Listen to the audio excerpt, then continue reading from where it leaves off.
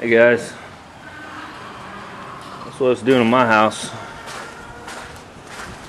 Finally came in. Sam, you're talking about snow. It finally hit us. Actually, this was mostly sleet. It is snowing a little bit. But I'm gonna get in the shop here, shut this door back down because I got the heater running. And of course the wind's blowing out of the north, so. And I would a whole lot rather have that than the rain because that stuff doesn't come in under the door, so that's kind of nice. Let's see what we got here. 33 degrees outside, 66 in here. Yeah. Back this back out. All right, so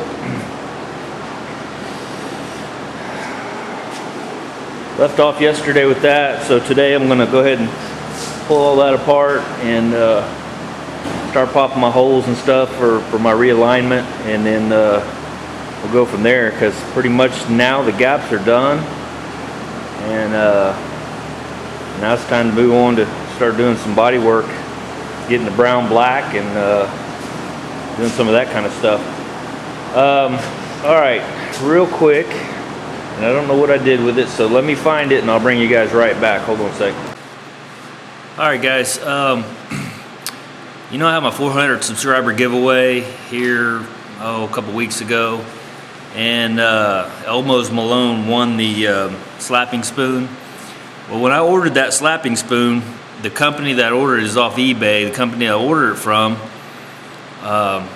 sent me a message saying that they miscalculated their stock and that it wasn't going to be in for 5 to 10, or was it 7 to 10 days, and then they would ship it, and it was going to take all this time. Well, I ended up waiting for a little bit, and then I thought, you know what, I'm just going to buy another one. So I ended up buying another one so that I'd be able to send it and not have some long delay, because that would be ridiculous. So the company said, well, we'll send your money back, and so I said, no, just go ahead and send it, whatever. So it's been, I think it took them about a month to finally get it to me. So I'm glad I bought the other one, sent it to Elmo's Malone. But long story longer, this finally came in. And so this is a brand new Martin slapping spoon. And so I thought it was pretty cool in my messages that there were several people who basically were saying, hey, if I win this, give it to UDizzy. I probably had 3 or 4 people, maybe more, and that's really cool. They were given, if they won, they wanted to go ahead and give it to him. So what I'm going to do is, since I don't need 2 of these necessarily, I'm going to go ahead and send this one to UDizzy. So UDizzy, you should be receiving this in the next, within a week or so. I'll probably try to send it out a couple days, maybe today if I get out and around, but yep. So also, thanks for all you do. I saw your videos when you're taking toys to the less fortunate. That's fantastic. You're a good guy, so I feel really good about sending this to you. And like I said, I appreciate everything you do. I appreciate your channel. And so anyway, all right, so back to the car. And yeah, I'll bring you back when I get something going on. See ya. All right guys, this is part of trial and error. And it's not that big a deal, but I'm just gonna give you a little piece of advice. And Sam, this will help you out. Just from my experience so far, I'm really glad that I put this car completely together before I decided to do and get the gaps and everything lined up perfectly, get everything the way you want it. All the suspension, all the bushings, all that stuff. The hood springs, everything. Because literally any little thing changes something else. So I got the brand new hood springs in. They're genuine GM parts. They were new old stock. Super excited to find those. They're probably not that hard to get, but regardless, and I didn't have to pay very much for them, 30 bucks I think or something. Anyway, so I kind of was curious. I thought, you know what?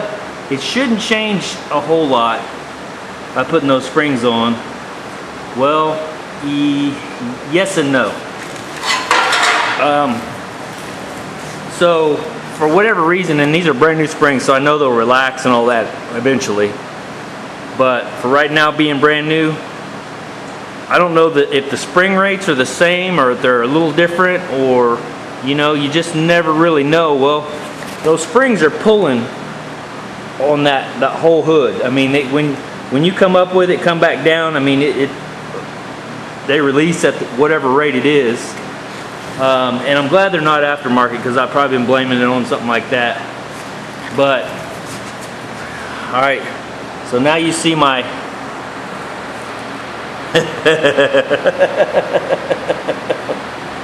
and I'm laughing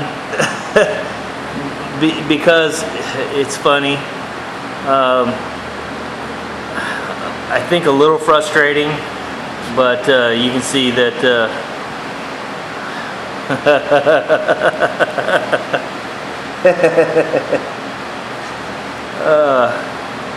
anyway, I don't think I'm gonna have to redo this, because the simple fact is, and it's just the way the springs are pulling on it.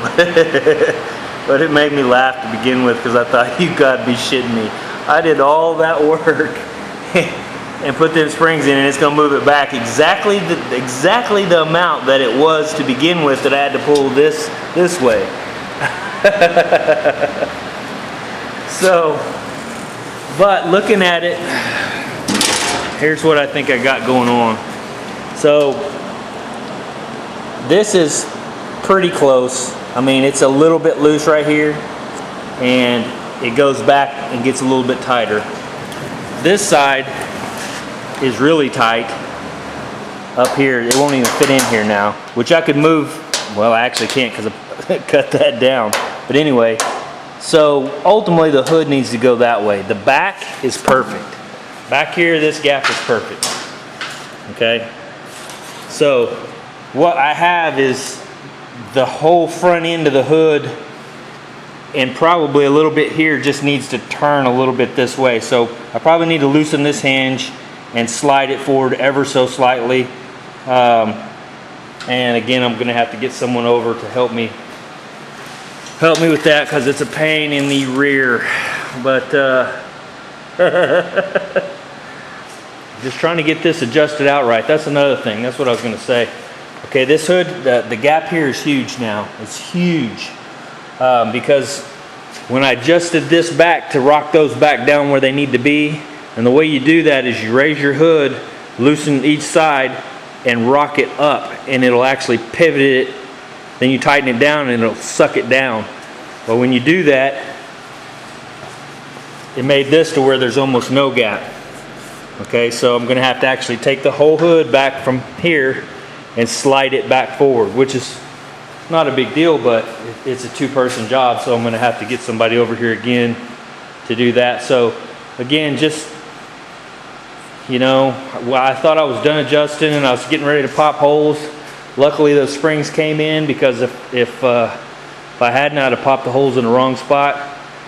So again, this just learn from me on this one. Make sure you get everything together and like it's supposed to be.